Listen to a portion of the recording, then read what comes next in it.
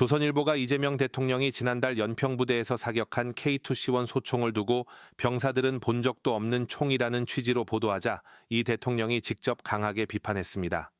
이 대통령은 자신의 SNS에 사실 기반 보도가 아닌 조작에 기반한 정치적 공격은 언론의 적절한 입장이 아닙니다. 라는 글을 올리며 해당 보도가 사실 확인보다 정치적 공격에 치우쳤다는 점을 지적했습니다. 국방부 역시 즉각 반박 자료를 내고 K2C1 소총은 주요 경계부대와 최전방부대에 17만여 전기 전력화돼 실제 운용 중이라고 밝혔습니다. 특히 대통령이 방문한 연평부대의 경우 모든 보병 전투요원이 K2C1 소총을 사용하고 있다며 마치 병사들은 접하지도 못한 특별한 총을 대통령에게만 제공한 것처럼 보도한 것은 명백한 왜곡이라고 반박했습니다. 군 당국은 전방부대와 전투병과를 중심으로 K2C1을 우선 보급해왔고 매년 1만 정 이상을 추가 조달하며 기존 K2 소총을 단계적으로 교체하고 있습니다. 현재는 총사업비 2조 원 규모의 한국형 소총 2 사업도 추진 중인데요. 일선 부대의 실제 보급 상황과 무기 도입 순서를 충분히 설명하지 않은 채 전체 보유량만 단순 비교해 군이 대통령을 위해 신형 총을 따로 준비한 것처럼 묘사한 보도에 대해 대통령과 국방부가 동시에 사실 왜곡이자 부적절한 정치적 공격이라며 정면 대응한 겁니다. 그런데 아침에 내가 기사를 하나 봤는데 그게 뭔 말인지 잘 모르겠던데 제가 국무회의 방에도 올려놨잖아요. 이번에 보다 내가 참 기가 차서 그냥 보다 중간에 말아버렸는데 이번에 비거주 1주택 소유자들도 집을 팔 수 있는 기회를 주자. 네. 그리고 우리가 발표하는 시점으로부터 2년을 넘지 않은 범위 내에서는 2년 동안은 입주를 좀 늦게 해도 된다. 그렇습니다. 이래놨더니 그게 세입자들의 계약갱신 청구권을 침해한 거다? 뭐 이런 식으로 써놨던데 그게 말이 되는 소리예요? 전혀 사실이 아니기 때문에 임대차보호법상 아니 그건 당연히 세입자의 권리고 2년 지나도록 아직 기간이 갱신을 하게 되면 세입자 살 사람이 못 사겠지. 예, 그렇습니다. 세입자 동의를 안 하면. 동의를 해야 줄일 수가 있는 거지. 세입자의 갱신 청구권은 그대로 유지되는 거잖아요. 네, 그렇습니다. 법에 의해서 그런데 보장된 무슨 기사를 그렇게 가짜로 조작질을 했었습니까? 그래서 오전에 그 보도 해명 자료를 배포를 했고요. 그리고 또 언론중재에 지금 네. 그런 건 엄정하게 대응하세요. 가짜뉴스라고 의도를 가지고 일부러 내가 보기엔 내용을 써놓은 걸 보니까 알면서 일부러 그렇게 쓴 거예요. 몰라서 무식해서 그래 쓴 게 아니고 알면서도 왜곡을 해가지고 2년 안에 다 쫓겨나야 된다 세입자가 이따위로 써놨잖아요. 네, 그렇습니다. 어떻게 기사들을 그런 식으로 써서 국정을 폄훼를 합니까? 왜 그러는가 모르겠어. 부동산 투기하는 집단인가. 제가 봐도 아주 그럴싸하게 써놨었습니다. 조금만 자세히 보면 전혀 안 그럴싸해요. 네. 명백한 조작 왜곡이라서. 어쨌든 그런 이 국가 정책을 왜곡하고 호도해가지고 뭔가 다른 목표를 이루려고 하는 경향들이 일부 있어요. 특히 부동산 투기는 그래요.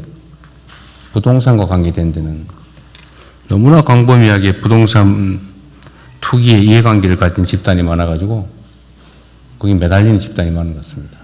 그러니까 중심을 잘 잡고. 며칠 전에도 그 매물이 나왔는데 그거를 중국인들이 다 금매를 다 들어갔다는 그런 매체인가 샀다고 하는 것도 그것도 거짓말이었다면서요. 완전 거짓말입니다. 그 왜 그런 식의 거짓말 기사를 쓴 거예요, 도대체?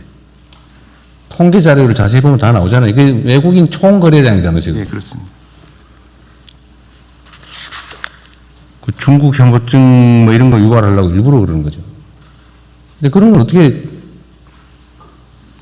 그 법무부에서 보면 그건 처벌 대상 아닙니까? 명백하게 가짜 뉴스 쓰는 거? 처벌 조항 없나요? 네, 그 점에 대해서 뭐 사실관계가 그러니까 좀 기존에는 명예훼손과 뭐 모욕 등 기존 형법으로 처벌을 해왔었는데요. 가짜뉴스 대응 관련해서는 그것을 처벌하기 위한 정보통신망법상 처벌하기 위한 법안이 작년 가을에 국회에서 통과된 것으로. 그건 이제 배상에 관한 거고 형사처벌은 그 전기통신사업법인가 뭐 거기에 그 가짜 정보를 흘려가지고 공공의 질서에 뭐 피해를 입히거나 이러면 처벌하게 옛날에 그냥 가짜 뉴스를 유포하는 것 자체를 처벌하다 위헌 판결이 났고, 그걸 내가 알기로는 법률 개정을 했는 걸로 아는데, 이렇게 명백하게 언론이라는 기사라는 이름으로 허위를 유포해서 정책 혼선을 주는 건 처벌할 수 있지 않나? 한번 검토 한번 해봐 주세요. 예, 그 부분에 대해서 말씀드리겠습니다. 뒷부분에 민정 네네. 예, 말씀 주신 대로 그 전기통신법이 개정이 돼서 가짜 뉴스를 통해서 경제적 이득을 취득한 경우에는 형사처벌을 할 수 있게 돼 있습니다. 이득을 취하는. 그래서 최근에 이제 유튜브를 통해서 가짜 뉴스를 해서 그걸 통해서 경제적 이득까지 얻은 경우에는 형사처벌을 하고 있습니다.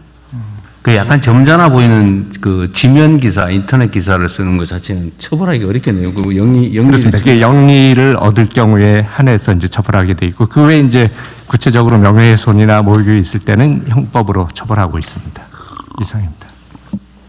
정부 정책을 왜곡 조작하는 가짜 기사를 쓰는 경우는 처벌하기가 당장 쉽지는 않겠네요.